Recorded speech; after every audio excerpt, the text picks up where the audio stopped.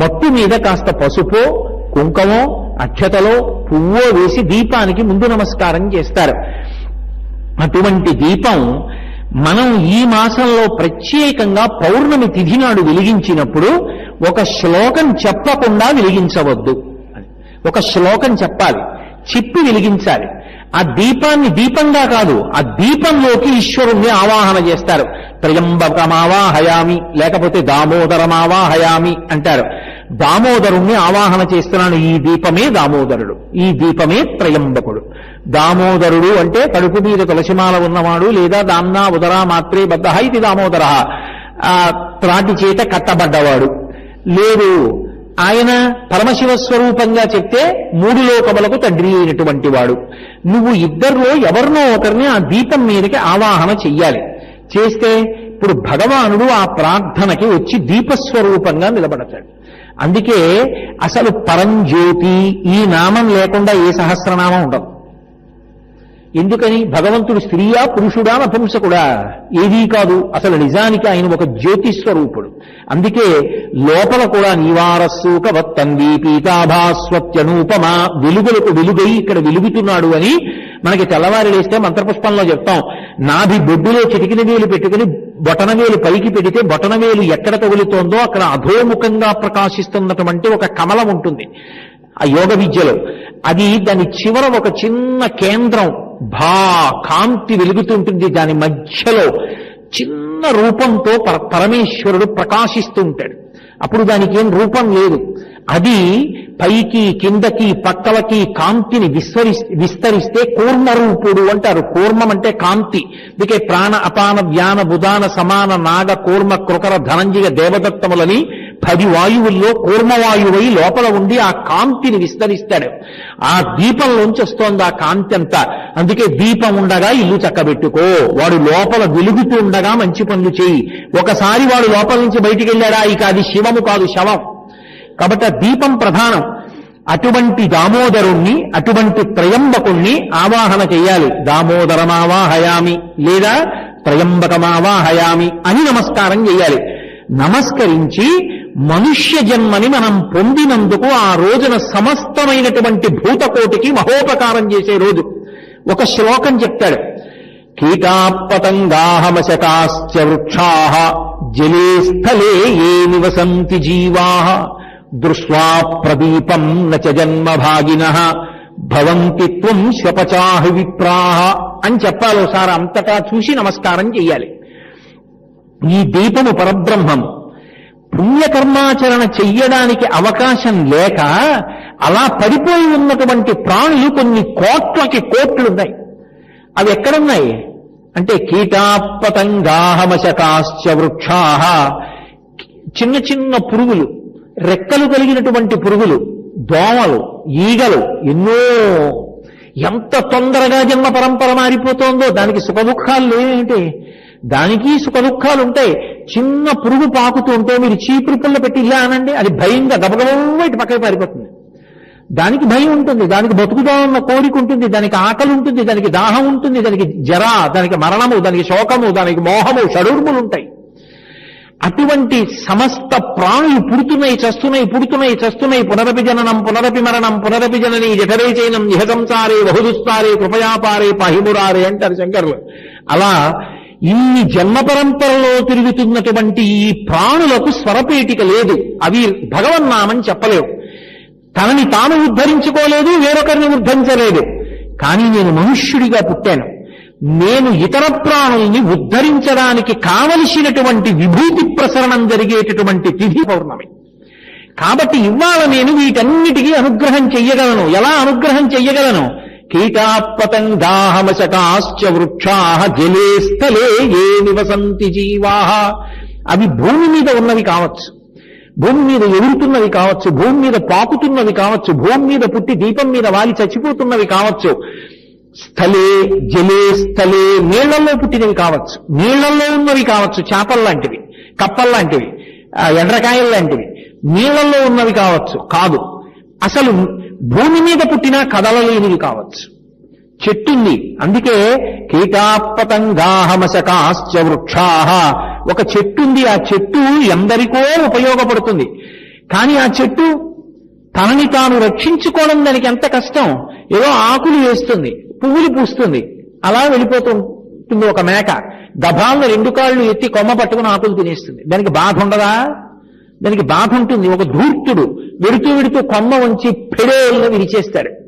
ఉదయం వేళ వ్యాయామం కోసం నడుస్తున్నామంటారు, చేతిలో ఓ ప్లాస్టిక్ కవరు, చేతిలో ఓ ఇనప ఊచ, పూల మొక్క వేసుకున్నవాడు ఇంకొకడు, వీడు తెల్లవారేటప్పటికే కొమ్మ కిటికీ నుంచి గోడ నుంచి లాగేసి పువ్వులు కోసుకుని సంచిలో వేసుకుని పూజ.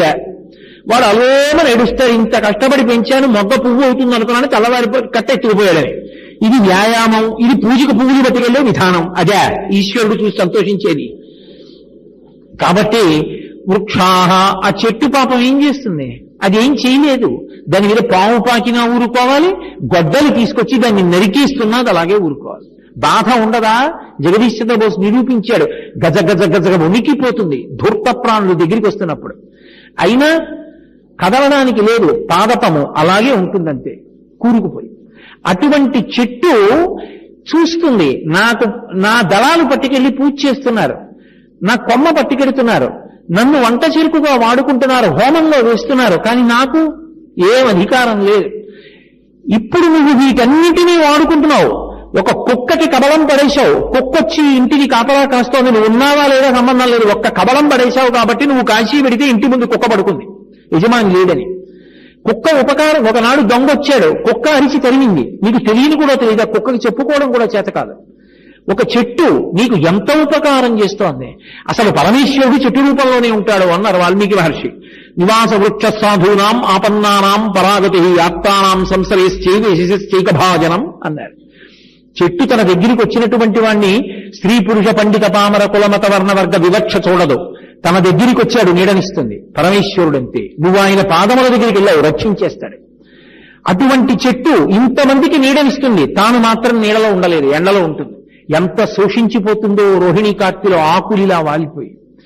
అటువంటి చెట్టు వల్ల ఇన్ని ఉపకారాలు పొందావు. నువ్వు చెట్టుకు ఉపకారం నీళ్లు పోయడం కాదు, ఆ జీవుడు తరించాలి. అందులో ఉన్న జీవుడు వాడున్నాడు లోపల, వాడిని తరింపచేసే అవకాశం వచ్చేది ఒక పౌర్ణమి నాడు. ఆ రోజున మనుష్యుడిగా పుట్టిన ప్రతివాడు సమస్త భూతములకు ఉపకారం చెయ్యగలడు. అది నాకు కావాలని అడిగారు పెద్దలు. అందుకే దశమస్కందంలో మాలాకారుడు అంటాడు, నీపాద కమల సేవయు నీపాదార్చకులతోడి నెయ్యము నితాంతాపార భూతదయు తపసమందార నాకు దయసేయగదే అంటాడు. మనుష్య శరీరంతో ఉన్నందుకు సమస్త భూతములకు నువ్వు ఉపకారం చెయ్యగలిగినటువంటి పరమ పవిత్రమైన రోజు ఏది అంటే పౌర్ణమి. ఆ రోజు దీపం వెలిగిస్తే ఈ శ్లోకాన్ని మనం తప్పకుండా చెప్పాలి. కీటాపతంగాహమశకాశ్చ విప్రాహ జలే స్థలే ఏ నివసంతి జీవాహ. అది నీళ్లలో ఉందా భూమి మీద ఉందా అనవసరం. ఆ జీవులన్నీ కూడా దృష్ట్వా ప్రదీపం నచ జన్మభాగినః, ఈ దీపం వంక అవి చూస్తున్నాయి. అవి చూసిన కారణం చేత ఇక అవి జన్మను పొందకుండుగాక. ఆ రోజుకున్న ప్రాధాన్యత అటువంటిది. నేను మీతో చెప్పాను కదా, కాలంలో ఒక రోజు ఉండేటటువంటి ఆ భగవంతుని యొక్క అనుగ్రహ శక్తిని లెక్క కట్టగలగడం ఋషికి మాత్రమే సాధ్యం, మనకి సాధ్యం కాదు. నేను ఈ మాట అంటే అలా ఎలా సాధ్యం అని మీరు అనుకోవచ్చు. తుమ్ములు నాకు వస్తాయి, దగ్గు నాకు వస్తుంది, జ్వరం నాకు వస్తుంది, కానీ ఏ సూక్ష్మక్రిములు నాలోకి ప్రవేశించినా రక్తంలో కలిసిపోయి తిరుగుతున్న కారణం చేత నాకు జలుబు దగ్గు జ్వరము అనబడేటటువంటి అనారోగ్యం సంక్రమించి నేను బాధపడుతున్నానో తెలుసుకున్నటువంటి వైద్యులు కేవలం రక్తాన్ని పరీక్షించి మళ్లీ ఇటువంటి ఔషధం లోపలికి వెడితే రక్తంలో ఉన్న సూక్ష్మాంగ జీవులు మరణించి స్వస్థత కలుగుతుందని నిర్ణయించి ఔషధాన్ని ఇస్తున్నాడు. నీకున్నది శ్రద్ధ ఒకటే. వైద్యుడు ఇచ్చాడు, పుచ్చుకుంటున్నావు, అంతేగానయ్యా నాకు పడిశం పట్టడానికి దగ్గు రావడానికి జ్వరం రావడానికి ఏ సూక్ష్మాంగ జీవులు నాలో ప్రవేశించాయి, రక్తంలో ఎంత సంఖ్యలో వృద్ధి పొందుతున్నాయి, మీరిచ్చినటువంటి ఔషధం లోపలికి ఎలా వెడుతుంది, యుద్ధం ఎలా జరుగుతుంది, అవి ఎలా మరణిస్తాయి, ఇది ఎలా నిలబెడుతుంది, నేను ఎందుకు దీని నుంచి ఉపశాంతి పొందుతాను, ఇవన్నీ వైద్యుడు నీకు చెప్తాడా? చెప్పక్కర్లేదు, నమ్మకం అంతే. వైద్యుడి దగ్గరికి వెళ్ళి ఔషధం ఇచ్చాడు, వేసుకున్నాడు. ఋషి విషయంలో ఔషధం అంతే. ఋషి చెప్పాడు, నమ్మడం ఈ జాతి యొక్క లక్షణం. ఒకనాడు తిరగబడి ప్రశ్నించడం లేదు, అది శ్రద్ధ. సాశ్రద్ధ గడితా సిద్ధి ఇయామస్తూపలభ్యతే. అలాగని మౌఢ్యంగా ఆచరించమని చెప్పలేదు, అడిగిన వాడికి ఋషి చెప్పాడు, అందుకు ఉపనిషత్తు వచ్చింది. కాబట్టి కాలమునందు ఆ సమయంలో మనుష్యుడు ఇతర భూతములకు మహోపకారము చెయ్యగలడు. ఒక్క పౌర్ణమి నాడు ఆ శక్తి మనుష్యుడికి పటమరిస్తుంది. అందుకుని ఉపయోగించు, లేనినాడు మనుష్య జన్మ నిరర్థకమైపోతోంది. నువ్వు ఎవరికీ పనికి రాకుండా పోతే, ఆ శరీరాన్ని పొంగి దీపం పెట్టకపోతే, చుట్టుపక్కల ఏ భూతానికి ఉపకారం చెయ్యనప్పుడు ఇతర భూతముల చేత ఉపకారం పొందేటటువంటి అదృష్టం నీకెలా పడుతుంది? అది కృతజ్ఞతా దోషం కిందకి ఎడుతుందా లేదా? రామాయణం కిష్కింధకాండలో లక్ష్మణస్వామి అంటాడు, బ్రహ్మగ్నేచ చురాపేచ చేరే భద్రవృతి తథా నిష్కృతి విహితా సిద్ధి కృతజ్ఞో నాస్తి నిష్కృతి అంటాడు. బ్రహ్మగ్నేచ, బ్రహ్మహత్య చేసిన వాడికి, దొంగతనం చేసిన వాడికి, సురాపానం చేసిన వాడికి, వ్రతం చేస్తానని నీళ్లు ముట్టుకుని వ్రతం చెయ్యకుండా వ్రతభంగం చేసిన వాడికి కూడా నిష్కృతి ఉందేమో కానీ ఉపకారమును పొంది తిరిగి ప్రత్యుపకారం చెయ్యవలసి వచ్చినప్పుడు ముఖం చాటు వేసి ఉపకారం చెయ్యని వాడెవడున్నాడో వాడు కృతజ్ఞుడు. నిష్కృతి లేదు వాడికి, ఈశ్వరుడు క్షమించడు. మనం కూడా మహోపకారం చెయ్యవలసినటువంటి సమయంగా ఋషులు లెక్కపెట్టినది ఏది అంటే పౌర్ణమి. అందుకే దానికి అంత శక్తివంతం ఆ తిథి. అది మనం చెయ్యవలసిన తిథి. నువ్వు ఎక్కడున్నావన్నదంతా సంబంధం లేదు. నువ్వు ఇన్ని వస్తువులు పట్టుకెడతావు, పెట్టవలసిన అవసరం ఉందని కాలంలో అవసరం అనుకున్నప్పుడు ఒక దీపానికి సంభారాలు ఎందుకు పట్టుకెళ్ళలేవు? అంటే నేనేదో నా సొంత గొప్పతనానికి చెప్తున్నానని మీరు అనుకోవద్దు. నిన్నటి రోజున నేను ద్వాదశి తిథి ఏడుకొండల మీద ఉన్నాను. ఓ రావి చెట్టు ఉంది నేను ఉన్నటువంటి గది పక్కన. మూలతో బ్రహ్మరూపాయ, మధ్యత విష్ణురూపిణి, అగ్రత శివరూపాయ, వృక్షరాజాయితే నమః. ఆనందనిలయంలో ఉన్న వెంకటేశ్వరుడు నేనున్న గది పక్కన రావి చెట్టు రూపంలో ఉన్నాడు. ఆయన పాదాల దగ్గరికి వెళ్ళి దీపం పెడితే ఎంతో, రావి చెట్టు వేళ్ల దగ్గరికి వెళ్ళి నేను దీపం ఉంచితే అంతే. ఓ ప్రమిద, నీతిలో ముంచిన ఒత్తులున్న ఇంత డబ్బా, ఓ అగ్గి పెట్టే, నువ్వు తెచ్చుకోవలసినవి. ఇన్ని పంచెలు తెస్తున్నావు, ఇన్ని ఉత్తరీయాలు తెస్తున్నావు, ఇన్ని తువ్వాళ్లు తెస్తున్నావు. ఓ దీపం పెట్టాలి. పెట్టనప్పుడు మనుష్య జన్మకి సార్థక్యమేమి? ఎందుకు ఇంకా మనుష్య జన్మ ఎత్తి ప్రయోజనం ఏమవుతుంది? నా బోటిగాడి విషయంలో, నేను మీ బోట్ల గురించి చెప్పట్లేదు. కాబట్టి వచ్చింది తిథి, నువ్వు దాన్ని ఎలా ఉపయోగించుకున్నావు? కాలాన్ని ఉపయోగించుకోవాలి, వాడు సార్థక్యాన్ని పొందుతాడు. కాలమును ఎవడు ఉపయోగించుకున్నాడో వాడే కాలాతీతుడు కాగలడు. వాడే కాలమునందు పుణ్యాన్ని మూట కట్టుకోగలడు. వాడే ఇతర భూతములకు ఉపకారం చెయ్యగలడు. ఒక్కసారి లేచి నిలబడి చీకట్లో ఆ చెట్ల వంక చూసినప్పుడు, ఆ ఇతర ప్రాణుల వంక చూసినప్పుడు, అయ్యయ్యయ్యయ్యో, నేను మనుష్యుడిగా పుట్టి శాస్త్రాన్ని, గురువుని నమ్ముకున్నాను కాబట్టి శరీరం యొక్క విలువ తెలిసింది. నాలాగే ఆకలున్నా, దాహమున్నా, ప్రత్యుత్పత్తి చేసినా, జరామరణములున్నా, శోకమోహములున్నా పాపం వాటికి తెలియదే. వాటికి పుణ్యకర్మ అన్న మాటే లేదే. వాటికి నేను ఉపకారం చెయ్యగలిగిన రోజంటూ ఉంటే ఇదొక్కటే. ఇవాళే నా నుండి ఆ శక్తి ప్రసరిస్తుంది. నేను ఒక్క దీపం పెట్టలేనా? దీపం పెట్టడం కాదు, దీపం పెట్టి పరమేశ్వరుణ్ణి ప్రార్థన చెయ్యాల శ్లోకంతో. నీకు రాలేదు, ఒక కాగితం మీద రాసుకునే శ్లోకం చదువు. ఒకవేళ నువ్వు అలా చెప్పుకుంటూ పోతే నాకు ఆ శ్లోకం ఎక్కడ వస్తుంది అంటావా? రేపటి రోజున ఇక్కడ నల్ల బోర్డు పెట్టి శ్లోకం పెడతారు. వచ్చి కాగితం మీద రాసుకుని చక్క పౌర్ణమి నాడు చదువుకో. కాబట్టి కీటాపతంగాహమశకాశ్చ వృక్షాః జలే స్థలే ఏ నివసంతి జీవాః దృష్ట్వా ప్రదీపం నచ జన్మభాగినః భవంతి త్వం శ్వపచాహి విప్రాః. అంత గొప్ప తిథిసుమా, జాగరూకుడవుకా. ఇతరులకు ఉపకారం చేసి తరించడం నేర్చుకో. ఇది జాతి యొక్క ప్రధానమైన లక్షణం. శ్రీరామాయణంలో సుందరకాండలో స్వామి హనుమ వెళ్ళిపోతుంటే మైనాక పర్వతం సముద్రంలోంచి పైకి లేచి అంటుంది, నేను పైకొస్తే ఇంద్రుడు నా రెక్కలు తరిగేస్తాడు నాకు తెలుసు. అయినా నేను పైకి ఎందుకు వచ్చానో తెలుసా? విపత్యమసృంగేషు విశ్రమస్వ యథాసుఖం. కాసేపు నా శిఖరముల మీద దిగి ఇంత తేనె తాగి 2 పళ్ళు తిని విశ్రమించి వెళ్ళవయ్యా హనుమ. ఎందుకు అడుగుతున్నానో తెలుసా? నా రెక్కలు తరిగేసినా సరే ఇంద్రుడు. కృతీచ ప్రతికర్తవ్యం దేశధర్మ సనాతనః. ఎంత గొప్ప మాట అండి! ఋషివాక్కే. కృతీచ ప్రతికర్తవ్యం, ఉపకారము చేసిన వాడికి ప్రత్యుపకారము చెయ్యడము. ఏష ధర్మ సనాతనః. హిందూ మతము ఇది కాదు అసలు ఈ ధర్మానికి పేరు. హిందూ మతం అన్న పేరు అన్వయం కాలా, సనాతన ధర్మము దీని పేరు. దీని పేరేమి? సనాతన ధర్మము. ఎప్పుడుంది? ఈశ్వరుడు ఎప్పుడో అప్పుడుంది ఈ ధర్మం కూడా. అందుకే వేద ధర్మం. వేదం ఎప్పుడుంది? ఈశ్వరుడు ఎప్పుడున్నాడో అప్పుడుంది. వేదం అంటే ఆయన మాట ఎప్పుడు ఉంటుంది? ఊపిరి ఉంటే ఉంటుంది. నేను మాట్లాడాలి. ఏది ఆధారం? ఊపిరి తీస్తే మాట్లాడాలి. ఊపిరి తీస్తూ మాట్లాడండి కోటేశ్వరారంటే సంభవం కాదు. ఊపిరి తీసిన తరువాత తీసిన ఊపిరిని వాక్కుగా మార్చాలి. ఈశ్వరుడు కూడా వేదాన్ని చెప్పాడు, అంటే ఇలా బ్రతకండని మాట చెప్పాడు. ఇప్పుడు ఆ మాట ఎక్కడి నుంచి వచ్చింది? ఆయన ఊపిరి వాక్కుగా మారింది. ఊపిరికి వ్యక్తికి అభేదం. నాకు నా ఊపిరికి భేదం ఉంటుందా? ఉండదు. ఊపిరి ఉన్నంత కాలం నేనున్నాను, ఊపిరి లేకపోతే నేను లేను. యావత్ పవనో నివసతి దేహే తావత్ పృచ్ఛతి కుశలంగేహే గతవతి వాయో దేహాపాయే భార్యా బిబ్బటి రస్మిన్ కాయే అంటారు శంకర భగవత్పాదులు. ఈశ్వరుడి ఊపిరికి ఈశ్వరుడికి అభేదం. అప్పుడు వేదం ఎప్పుడుంది? ఈశ్వరుడు ఎప్పుడున్నాడో అప్పుడుంది. అది అపౌరుషేయం, ఒకళ్ళు రాయలేదు, ఆయన ఇచ్చాడు. ఋషులు ద్రష్టలై విన్నారు. శృతి చెవి ప్రధానంగా స్వరంతో పరంపరాగతంగా శిష్యులని ఒకళ్ళ నుంచి ఒకరికి, ఒకరి నుంచి ఒకరికి అలా స్వరప్రధానంగా కొనసాగి వెడుతోంది. అందుకే ఘన జట అంత జాగ్రత్తగా వేదాన్ని రక్షించారు.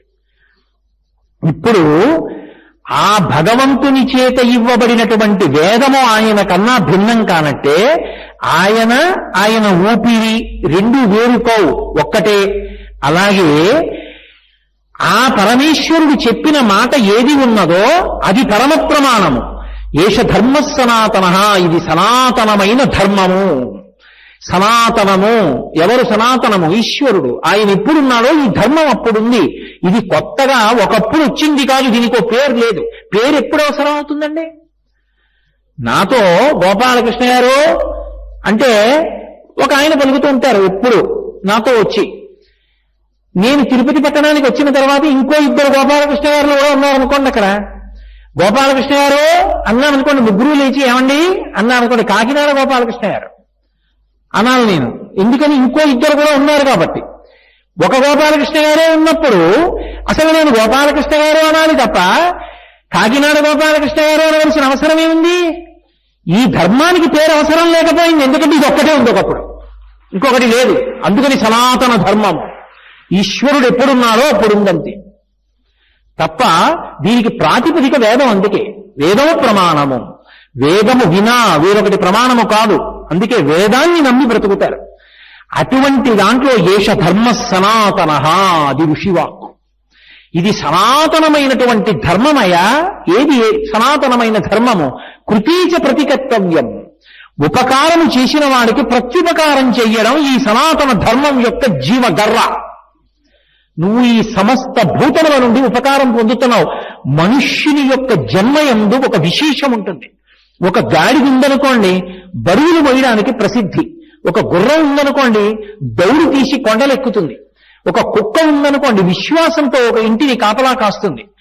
ఒక చామరీంద్రగం ఉందనుకోండి, దాని తోకలోంచి వచ్చిన వెంట్రుకలు కుచ్చుకట్టి ఈశ్వరుడికి ఇలా చూపించి ఒక్కసారి సేవ చేస్తే అలసట తీరుతుంది. ఒక నెమలి ఉందనుకోండి, పింఛం విప్పి నృత్యం చేస్తుంది. ఒక పావు ఉందనుకోండి, పడగ విప్పి ఆడుతుంది. ఒక రామచిలుక ఉందనుకోండి, పలుకులు నేర్పితే పలుకుతుంది. ఒక మనుష్యుడు ఉన్నాడనుకోండి, తనకిచ్చిన విభూతి కాదు, అన్ని జీవుల విభూతిని తనకి వాడుకుంటాడు. ఏనుగు దంతాన్ని పీకి ఇంట్లో పెట్టుకుని అనుభవిస్తాడు. గుర్రం మీద ఎక్కి కూర్చుని దాని దౌడు ఆధారంగా తాను లక్ష్యాన్ని చేరుతాడు. ఒక గాడిని తీసుకొచ్చి బరువు దాని మీద పెట్టి తాను చేతులు ఊపుకుంటూ నడుస్తాడు. ఒక కుక్కని పెంచి ఊళ్ళో లేనప్పుడు తన ఇంటిని చోరుల నుంచి రక్షించుకుంటాడు.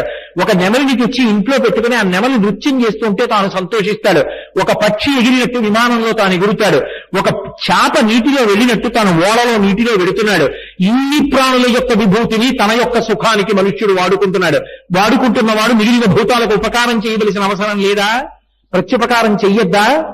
అలా ప్రత్యుపకారం చెయ్యాలని ఆర్తి పొందితే దానికి ఆలంబనమే పౌర్ణమి. ఆనాడు నేను ఈ జన్మ ఎత్తినందుకు ఇన్నిటి ఉపకారాన్ని నేను పొందితే వాళ్ళకి నేను ఉపకారం చెయ్యాలి. అది దీపం. నాలో పొందినటువంటి భావన బయట ప్రకాశిస్తే నేను ప్రార్థన చేసి అడిగితే నాకు కంఠం ఉంది కాబట్టి ఆనాడు ఆ పౌర్ణమి విశేషమైనటువంటి పౌర్ణమి. కాదు అంటే దాని ఉద్దేశం నీ చెప్పింది కాదు అని కాదు, అంతేకాదు అని అన్వయం చేసుకోవాలి. అంతేగాని కాదు అంటే కాదు అని అర్థం చేసుకోకూడదు. జ్వాలాతోరణం ఉత్సవం. జ్వాలాతోరణం ఎందుకు చేయాలి? నమః శివాభ్యాం అశుభాపహాభ్యాం అని పేరు. అది పరమశివుడు అంటారా, విష్ణు అంటారా? తత్వమనందు ఇద్దరి యొక్క లక్షణం ఒకటే. ఆపదామపహర్తారం దాతారం సర్వసంపదాం. ఆపద వస్తున్నప్పుడు మనకి తెలియదు ఆపద వస్తోందని. ఆపద కలుగుటకి విచిత్రము అంటాడు భీష్మాచార్యుల వారి భాగవతంలో. మనకి తెలియకుండా ఉపద్రవం ముంచుకొస్తుంది. ముంచుకొచ్చి నా దగ్గర ఉన్నటువంటి ఉపకరణముల చేత నేను తప్పించుకోలేకపోతే దాన్ని ఆపద అని పిలుస్తారు. నేను 1000 రూపాయలు కావలసి వచ్చాయనుకోండి, గబగబా వెళ్ళి బ్యాంకు మూసేసిన ఏటీఎం కార్డు మీద 1000 రూపాయలు తెచ్చుకోగలను. నేను అలా నడిచి వెళ్ళిపోతుంటే గభాల్లో త్రాచుపా వచ్చి పడగ విప్పింది అనుకోండి, నేను ఎలా తప్పించుకుంటాను? ఇప్పుడు తప్పించుకోవడానికి అయ్యా నేను ఉపన్యాసం చెప్పానండి, నేను ఏదో ధర్మం కోసం పాటుపడాలనుకుంటున్నానండి, నేను ఎప్పుడూ ఎవరి జోలికి వెళ్ళలేదండి, లేకపోతే నేను ఇంత చదువుకున్నానండి, లేకపోతే ఇదిగో నేను ఈ ఉద్యోగం చేస్తున్నానండి, నాకింత డబ్బు ఉందండి, మీరు ఏం పట్టుకొచ్చి పెడితే పాము ఆగుతుంది? ఆగదు. కానీ పావు ఇలా పడగ విప్పితే దాని పడగ కింద మీ పాదం ఉండగా ఇలా చూసినటువంటి పావు పాదాన్ని కొట్టకుండా వెనక్కి పడగ తీసి దింపి వెళ్ళిపోవాలంటే అప్పుడు ఈశ్వరానుగ్రహం ఉండాలి. అదొక్కటే తరుణోపాయం. అందుకని మన ప్రయత్నం చేత మనం తప్పుకోలేనిదేదో అది ఆపద. అద్భుతంగా వర్ణిస్తారు భాగవతంలో. ఉపపాండవులు 5 ఒక్కసారి చచ్చిపోయారు. ఒక్క రాత్రి చంపేశాడు అశ్వత్థామ. ఏడిచింది పాపం ద్రౌపదీదేవి. ఉద్రేకంబునరారు శస్త్రధరులై భావనింలేరు కించి ద్రోహంబును నీకు చేయరు బలోచ్చేకంబునం చీకటిన్ భద్రాకారుల చిన్ని పాపల రణప్రౌఢ క్రియాహీనులను నిద్రాసక్తుల సంహరింపనకట నీ చేతులు ఇట్లాడెనో అని ఏడిచింది. 5 చంపేశాడు. ఈ మాట భీష్మాచార్యుల వారికి చెప్పారు. ఆయన అంపశయ్య మీద ఉన్నాడు. మహాత్ముల మాటలు మహాత్ముల మాటలే. ఆయన అన్నాడు, రాజట ధర్మజుండు, సురరాజసుటుండట ధన్వి, శాస్త్రవోద్వీజకమైన దాండీవము విల్లుయట, సారథి సర్వభద్ర సంయోజకుడైన చక్రియట, ఉగ్రగదాధరుండు భీముడయ్యాజికి తోడువచ్చునట, ఆపద కల్గుటకి ఏమి చిత్రమో అన్నాడు. ఇప్పుడు దుర్యోధనుడు కాదు పరిపాలిస్తున్నది. దుర్యోధనుడు మడిసిపోయాడు కురుక్షేత్రంలో. ధర్మరాజు గారు ఇప్పుడు గెలిచి ఉన్నాడు, ఆయనది భూమండలం. రాజట ధర్మజుండు, తమ్ముడు దేవేంద్రుడు కొడుకు, పట్టుకునేది గాంధీవం అర్జునుడు. వాళ్ళకి సారథి సర్వలోకములకు రక్షణ ఇవ్వగలిగిన కృష్ణ భగవానుడు, సర్వభద్ర సంయోజకుడైన చక్రియట, ఉగ్రగదాధరుండు భీముడై యాజికి తోడువచ్చునట. ఎప్పుడూ గదాదండాన్ని ఇలా తిప్పుతూ ఉండేటటువంటి ఉగ్రమూర్తి భీమసేనుడు ధర్మరాజు గారికి తమ్ముడు. 5 కొడుకులు ఒక్క రాత్రి అలా చచ్చిపోయారు. ఆపద కల్గుటకి ఏమి చిత్రమో. తప్పించుకోగలిగారా? అది ఆపద. ఆపద గడుగంబెట్టన్ ఓపి శుభంబైనదాని నొడగుప్ప అంటారు భారతంలో. నిన్ను చూపే చనీయ మహాత్మ అంటాడు ధర్మరాజు. అది అబ్బా ప్రార్థన అంటే, నివేదన అంటే అది. కాబట్టి అదిగో ఆ భగవంతుని యొక్క అనుగ్రహం చేత మాత్రమే ఆపదలు తప్పుతాయి. ఆపద వస్తున్నప్పుడు వస్తోందని మనకి తెలియదు, వచ్చిన తర్వాత తప్పుకోవడం మనకి తెలియదు. ఈశ్వరుడు ఏం చేస్తాడు? భక్తితో ఉన్నవాడి ఆపదని తీసేస్తాడు. దొంగ అంటే మనకి తెలియకుండా చేసేవాడు. మనకి తెలియకుండా చేసేస్తే దొంగతనం అంటారు. మనకి తెలియకుండా మనకు వస్తున్న ఆపదని తీసేస్తాడు మనం ఆయన్ని నమ్మి ఉంటే. ఆపదామపహర్తారం నమశివాభ్యాం అశుభాపహాభ్యాం తీసేసి దాని స్థానంలో మరేదో ఒకటి ఇవ్వాలి కదా. అందుకని ఆపదామపహర్తారం దాతారం సర్వసంపదాం, సంపదలన్నీ ఇస్తాడు. లోకాభిరామం శ్రీరామం భూయో భూయో నమామ్యహం, అటువంటి రామానికి నమస్కారం మళ్ళీ మళ్ళీ. అలా పరమశివునికి నమస్కారం. మూర్తి సబ్రహ్మస్య శివస్య హరిశ్చేంద్ర సోక్షర పరమస్వరాట్. పైన స్థూల రూపంతో ఎందుకు బెంగబెట్టుకోవడం? తత్వతః ఏదైనా ఒకటే రూపం. అటు క్షీరోదన్నోత్ప్రదేశే చితిమణి విలసత్సైకతే ముక్తికానాం మాలా క్లుప్తాసనస్థ స్ఫటికమణి విధైర్ముక్తికైర్మండితాంగ్రహ శుభ్రైరభైర్గద్భైర్విరచితైర్ముక్త పీయూషవర్షైః ఆనందీన పునీయాత్ తలినలినగదా శంకపాణిర్ముకుందః భూపాదౌ యస్య నాభి వీరసురనిలచంద్ర సూర్యౌ చ నేత్రే కర్ణావాసా శిరోజ్జౌః ముఖమవిదహనో యస్య వాస్తేయమబ్ధిః అంతస్తం యస్య విశ్వం సురనరకగో భోగి గంధర్వదైత్యైః చిత్రం రమ్యతే తం త్రిభువనముపుషం విష్ణునీశం నమామి అని విష్ణు సహస్రం చదివితే నమస్కారం చేస్తున్నాం.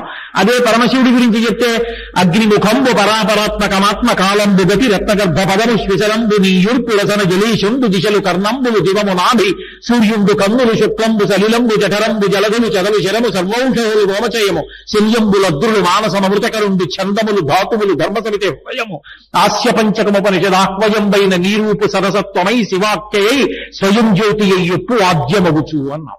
ఏమిటి తేడా రెండిటికి? రెండుగా కనబడి ఒకటవుతుంది. మూడు మూర్తులకును మూడు లోకములకు మూడు కాలములకు మూలముగుచు భేదముగుచు తిరిగి అభేదమయ్యొప్పారు బ్రహ్మమనగ నీవే పాలనయన అంటారు పోతన గారు. ఎన్నోగా కనబడి చిట్ట చివరికి ఒకటిగా మారడం ఈశ్వరుడు యొక్క తత్వం జ్ఞానం చేత. అటువంటి ఈశ్వరుడు ఇవ్వగలిగినది ఏది అంటే ఆపదలు తీసేస్తాడు, సంపదలను కృప చేస్తాడు. ఇంత గొప్పవాడు పరమేశ్వరుడిని తెలుసున్న ఆయన పాదములను మనం చేరకుండా అప్పటికప్పటికి ఏదో ఒక సుఖాన్ని అపేక్షించి ఈశ్వరుడు ఇలా పొందవద్దు అని చెప్పినప్పటికీ కూడా మార్గంతో సంబంధం లేకుండా సుఖాన్ని అపేక్షిస్తాం. అది పాపము. మార్గంతో సంబంధం లేదు, పొందామా లేదా అదొక్కటే, దానికి పాపమని పేరు. అదే రాముడైతే నేను పొందానా లేదా కాదు, మార్గంలో వెళ్ళానా లేదా, ఇది ప్రధానం, అది ధర్మము. అంతే తేడా.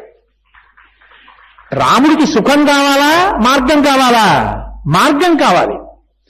రాముడికి సుఖం ఒక్కటే కావాలనుకోండి, ఏదో ఆయన అనుకున్న పని అయిపోవాలనుకోండి, అసలు రామాయణంలో సుందరకాండ యుద్ధకాండ అక్కర్లేదు. కిష్కింధకాండలో వారితో స్నేహం చేస్తే చాలా అయిపోయింది, సీతమ్మ వచ్చేస్తుంది.